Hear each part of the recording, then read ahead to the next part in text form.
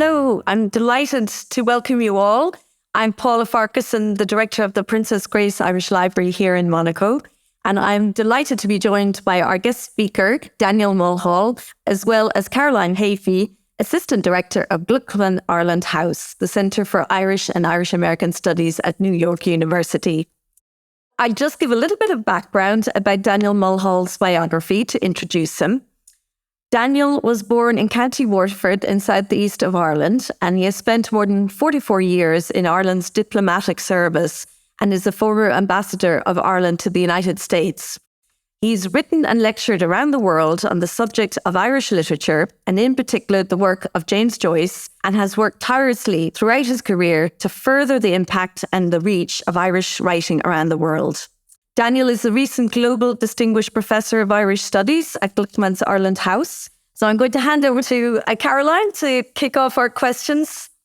Sounds good. Thank you so much, Paula. And again, thanks so much, Dan, for being here. We're absolutely delighted to be partnering on this forthcoming lecture and on the lecture series with the Princess Grace Library in Monaco. And I'm delighted to be speaking with both of you today. My first question for you, Dan, is I wonder if you could just tell us a little bit about kind of your history with literature, with Irish literature. You know, when you were in office as ambassador, you were always made a point to tweet out Irish poetry and really engage with the kind of academic and literary side of things as a diplomat. So I'm wondering if you could kind of tell us a little bit about your background there. Yes, I mean, I studied literature and history at University College Cork. And I joined the Foreign Service and, I didn't really think about how literature might be useful to me in my Foreign Service work until I went to India on my first overseas assignment. And I discovered a huge interest in Irish history and literature in India. India's a long way from Ireland. It's a big country. We're a small country, population-wise. And yet Indians have this extraordinary interest in our writing. So a whole bunch of Irish writers were popular in India at that time, but particularly W.B. Yeats and James Joyce, because it was Joyce's centenary when I was there in 1982, and I remember doing a number of lectures. And of course, I was able to talk about Joyce as someone who said that he was affected in Ireland by the nets of language, religion, and nationality. Of course, those issues were very relevant to the India of the 1980s when people were grappling with the idea of what was Indian identity really about and how important was language, how important was religion and so forth.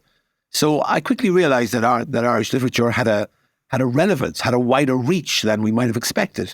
And then I decided purposely to try to use our literature as a way of opening doors, as a way of helping to tell Ireland's story. And what was, how did that kind of evolve through your going from India, going to, say, other places in the world?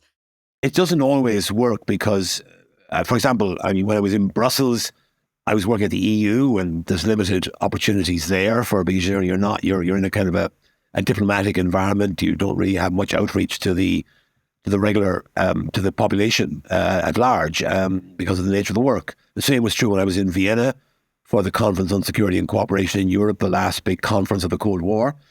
But it came back again when I went to Malaysia, where a big part of the work of the embassy in Kuala Lumpur in those days was promoting Ireland as a location for students from Malaysia to study in. And our universities were doing very good business in providing educational opportunities for Malaysian students. And this was a big source of revenue for the universities because foreign students are a lucrative opportunity for universities, and we were keen to develop that opportunity for our universities, which hadn't really in the past been too actively involved in promoting themselves internationally. So again, the use of our literary history was an important opportunity for us to fly the flag for Ireland as a country of quality. So Malaysians, knew about Yeats and knew about Shaw and Wilde, but they didn't always understand that they were Irish writers because, they're far away from Ireland and from Europe and they can be a bit confused about who's who. So it was important there and I became a book reviewer and a columnist for the New Straits Times, and I used the opportunity there to fly the flag for Irish culture, Irish literature, and Irish history, which of course also resonates very strongly with people around the world because of the shared experience of being dominated from outside and of having to assert ourselves, our national identity, in the face of fairly forbidding odds up against major powers like the UK in our case, and same in India, same in Malaysia. So I think that shared experience was an important part of connecting Ireland with the countries that were distant from us geographically, but in terms of mentality, might have had a lot of similar attributes and similar historical experiences. And building on that, Daniel, you were saying about the smaller country versus the larger countries. I was reading in a recent interview with the Business Post that you're quoted as saying, I think the Irish have a particular gift in the face-to-face environment, and that gift is soft power. And being an Irish ambassador to the United States, you also said was one of the best jobs you could possibly have had. Yes. And I'm tying in Ted Smith here, who's the current president of the advisory board of Glucksman Ireland House. Don't blush now, because he's very complimentary of your book. And he says, Mulhall's deployment of Joyce and Yeats around the world is a masterly example of exercising soft power on behalf of Ireland. Can you expand on how that helped you? Let me turn the clock back to 2011. 2011 was the 70th anniversary of the death of James Joyce. What that meant was that the copyright in Europe on Joyce's works expired. And within days, 2 German national radio stations had started broadcasting a full dramatization of Joyce's novel. One of them did it every day for 3 or 4 months, for 15, 20 minutes after the midday news. And the other did it in one weekend, where the entire book was dramatized by excellent German actors. And that was another example for me of the way in which our literature had a reach well beyond our own environment. Here you had a German language obsession with Joyce. And remember, at that time, Ireland was known in Germany primarily for the economic problems that had beset our banks. And here was an antidote to that rather dismal story of economic failure. Here you had this kind of focus on Ireland as a source of extraordinary literature that Germans wanted to venerate and wanted to connect with. And where, national radio stations in Germany were devoting an enormous amount of time to celebrating the work of James Joyce. So at that time, I traveled around Germany. The embassy declared, for no particular reason, by the way, a year of Yeats in 2011. And I went around the country lecturing on Yeats, accompanied by a little exhibition of 20 or 30 pop-ups. Quite good, but nothing extraordinary. And I attracted big audiences all over Germany of people coming to hear what I had to say about W.B. Yeats. And I always started my lectures by saying, by the way, you've probably heard about the troubles of the Irish banks. Here's a couple of minutes explanation of why it is that your money is safe with us. We had to borrow money from the European Central Bank, from the European Commission, but we'll pay it all back because we have strengths in our economy and that will see us through. And it did. So there's another example of how literature was able to open a door to reach an audience that otherwise might have been very difficult to reach. So the recent visit by President Joe Biden, that put also, he's known to be quoting Irish writers and Irish poets. And he says it's because they're the best, not because he's got Irish connections. But that recent visit and the tied in with the 25th anniversary of the Good Friday Agreement, etc. Can you give your thoughts on the power of that visit and the link with Ireland and how that support continues even today? Your experience one-on-one on the generations of the Irish, is it diluting or is it being held safe and strong through literature? I think it's holding exceptionally well. People in Ireland and in Britain also, probably in continental Europe too, kind of have a a difficulty in getting a handle on this phenomenon of Irish America. It's not just Irish Americans, there's also Italian Americans, Greek Americans, and so forth. But let's stick with the Irish American phenomenon for the moment. Because people in this part of the world, in Ireland and in the UK and in most parts of Europe, you kind of assume that your family has come from somewhere. Now, it's probably wrong. My great-great-grandparents could have come from anywhere in the world. I don't know. But for most Irish people, for most people in Britain, most people in France and Monaco, there would be an assumption that, you kind of know that you came from a certain part of the world and you're rooted there. But for Americans, every American knows that they came from another part of the world, except if you're a Native American. And there are very few of those who are 100%, I suppose, these days. So for Americans, curiosity about the background is a big, big thing. And, some people in Ireland get puzzled, even a little maybe irked, when they hear people say, I'm Irish. I have to keep reminding them, no, what they mean by that is that they're Irish American. An Irish American is an American identity, not an Irish one. It doesn't belong to us. We can't decide who's Irish and who's not. We can decide who's an Irish citizen, but that's a different story. Most of the people who are Irish in America are not Irish citizens, can't be Irish citizens. Many would love to be, by the way. I remember once I was traveling in Virginia with the chair of a local organization, and on her dashboard, hanging from her mirror, she had her National Library of Ireland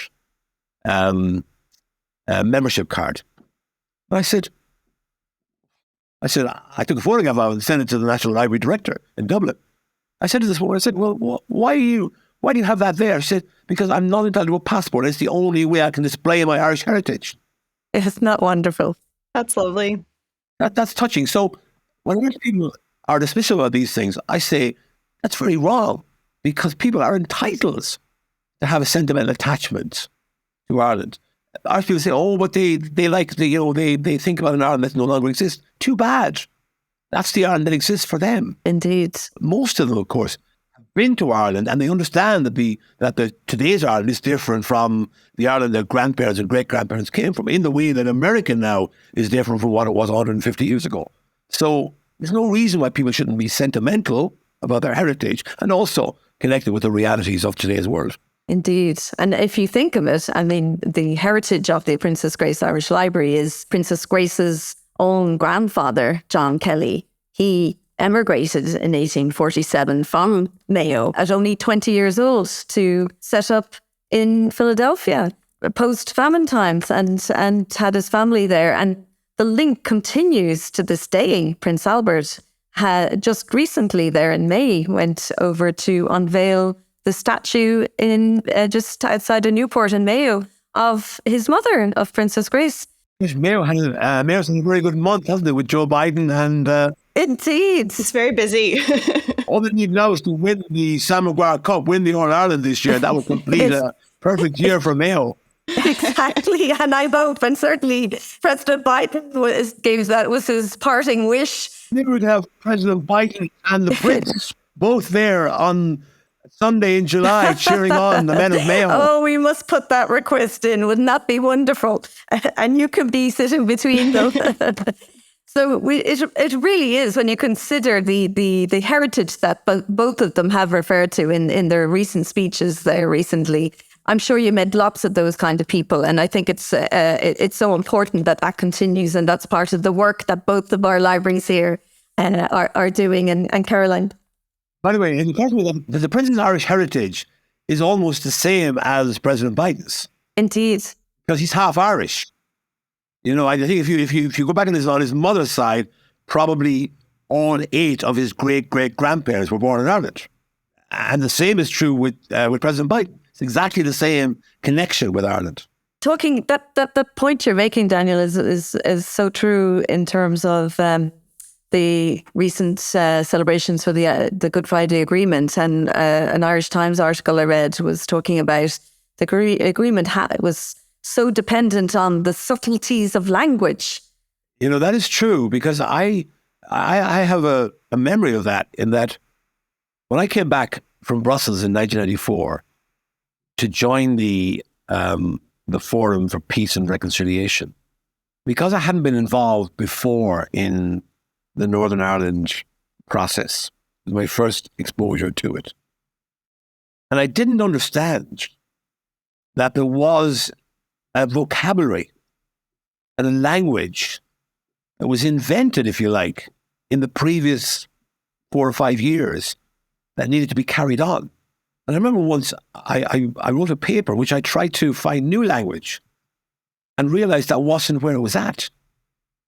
Even though the new language was perfectly fine, but there was a kind of a veneration for the sacred texts that had emerged from the Downing Street Declaration, the framework document. For example, parity of esteem. Most people, if you ask them to define parity of esteem, would probably struggle to know what it meant. Or the consent principle. Parity of esteem is where both sides respect the cultural traditions of the other side. Nationalists, unionists, nationalists. And the consent principle is that the consent of the people of Northern Ireland will be required in a referendum for any constitutional change to take place. So there's 2 examples of how language becomes this kind of driver of political progress. And remember, I can't remember which British politician it was, but I think it was maybe Peter Brook, who made a statement at one stage that Britain had no selfish strategic or economic interest in Northern Ireland. In other words, Britain wasn't holding on to Northern Ireland in the way that maybe Republicans had believed they were. And therefore, the future was up for grabs. It was a matter for decision by the people of Northern Ireland, not by the British government having its own selfish interest to pursue. And that unleashed a process which led to the ceasefires in 1994 and ultimately to the Good Friday Agreement 4 years later. Gosh, yeah, incredible. Well, we're looking forward to hearing more of that and your talk. If you want to give us a little bit of an insight into what you're going to talk about, certainly you're zoning in on James Joyce and W.B. Yeats, and you are saying that one aspect of your talk is going to be what do Ireland's 2 greatest writers reveal about Irish identity and the country's modern history. So we're not going to overlap on that, but I'm just curious how your own personal identity was shaped as you read your way through the literary works of Ireland's greatest writers. Yeah, well, I mean, from a very early age, when I was at college, with, doing an undergraduate degree in college, I started to see that the link between history and literature in Ireland was a powerful one. And I suppose I've been ploughing that furrow ever since. And my book coming out this autumn is actually on William Butler Yeats. And again, it's a kind of a book on Yeats that focuses on Yeats' Irishness, his contribution to Irish history. And that's been a lifelong preoccupation of mine, and I'm now getting a chance later in life to explore it more thoroughly than I was able to do over the last 44 years. We have your book here in the Princess Grace Irish Library here in Monaco, the Ulysses and the Reader's Guide. It's been borrowed so many times by people who, given the centenary last year, really wanted to get through that complex text by Joyce. So you've... what I will do is I'll get my publisher to send me a link, and you can post it on your website if anyone wants to acquire their own copy, which I'm happy to sign when I'm there.